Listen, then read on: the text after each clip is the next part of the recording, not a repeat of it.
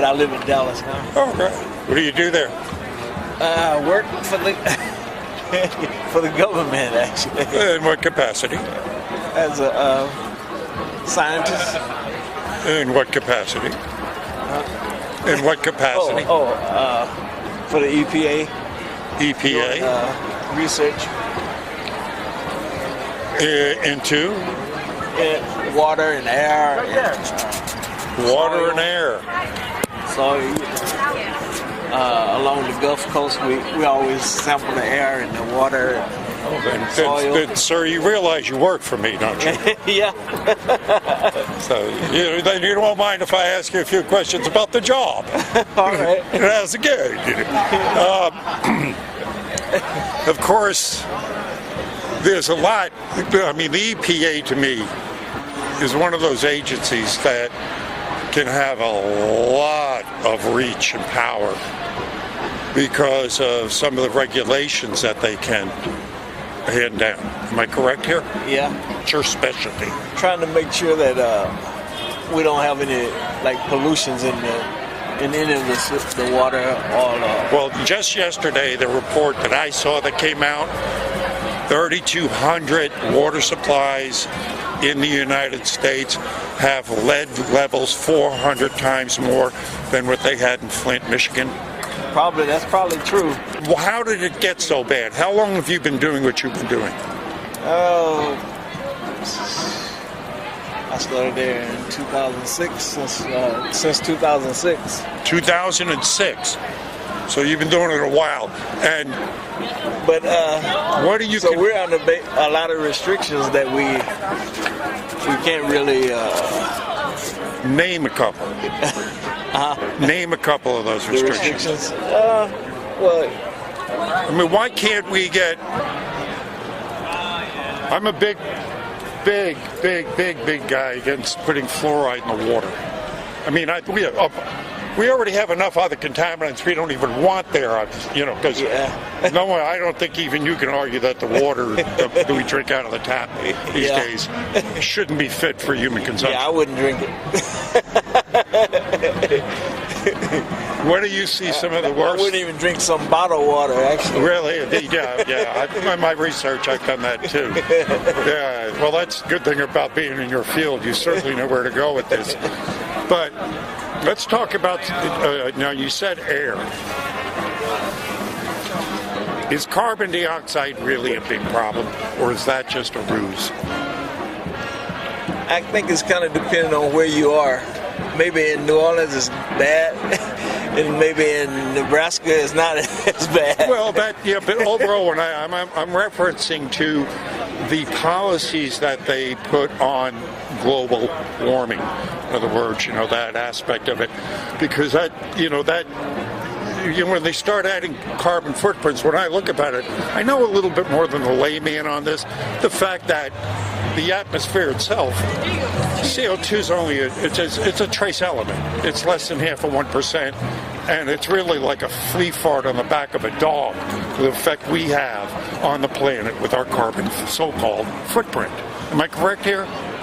I'm not so much into air, but a lot of people are kind of worried in the EPA, but not for today, but 20 years down the road. Well, I'm not worried for today, too, for this simple reason. So some of these clouds you see up here are not natural. Yeah. You know that. I would, maybe. Well, do you know about the geoengineering programs that the government spends billions of dollars on? You're aware of them? Yeah. So the geoengineering programs... It's kind of like hearsay to me because I'm not an air person. But it's not hearsay as much. I mean, anybody with an internet connection can look up things like... Yeah, but a lot of stuff on the internet is not... Well, that's why we have discernment. But what I'm saying, if you go look up the phrase history of weather modification programs, and you will see documented government and private industry programs going all the way back to 1891, because it makes sense if you can control the weather. And then when you look at Eisenhower forming the Department of Weather and Climate Modification in '54, Dr. Bednar Lieutenant Ben Livingston at the time took that over, became known as the father of weather weapons. Then in 61, Kennedy said in a speech before the UN Assembly, we will use today's technology to control the weather.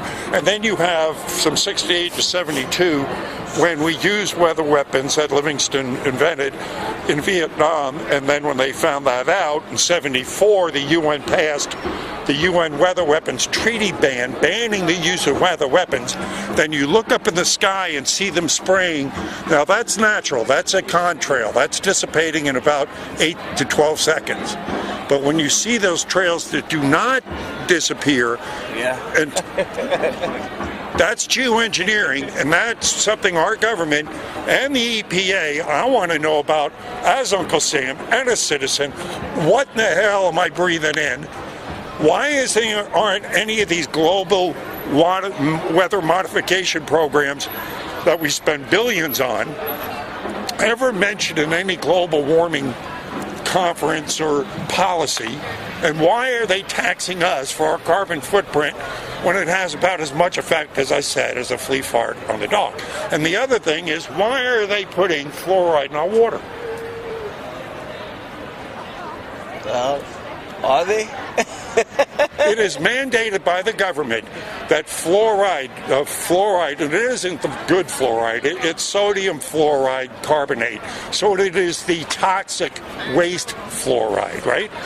And so it's the only thing they put in their water, right, that does not affect the water, doesn't treat the water. It affects us. Now, you as a scientist know this, as a doctor, you got to know this. If you're prescribe a medicine, which fluoride is a neurotoxin, as per se the July 12th Harvard Science Medical Journal stated that fluoride's a neurotoxin, so it has to be prescribed. Well, if you're putting it in the water, how can you control the dosage? And if it's for our teeth, why are we drinking it? So these are the questions I've got. I know I'm putting a lot on you. You're just a scientist for the EPA. Yeah. But you understand I question a lot of the policies and where we're putting our money and spending it on.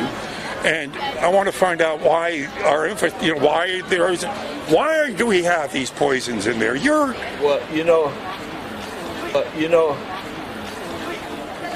Somebody's always trying to control us.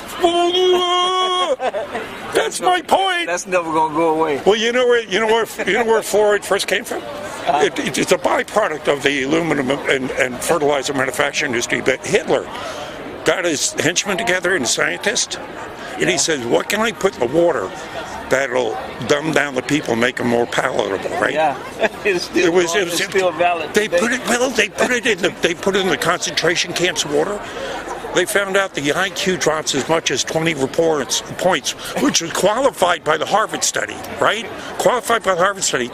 And the prisoners were more docile and easier to handle. Right after World War II, a thing called Project Paperclip brought over a bunch of Nazi agents and scientists. We put them to work for us, and that's when fluoride started to show up in our water.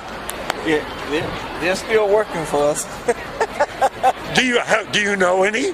No, I don't. I would suspect that there are some in the EPA. If they're allowing fluoride in the water, I suspect that there are Nazi agents in the EPA. I don't know about that. Oh, well, I'm saying I suspect it. I don't know. I just suspect it until they take that fluoride out. Well, thank you, sir, for your, They're never going to take that out, though. Well, really, no, they are. There are municipalities and cities that are, once you become aware of what it is, I mean, it's rat poisoning. Why would you want to take rat poisoning? I mean, once you realize that rat poisoning is in our city water, why would you want to drink it?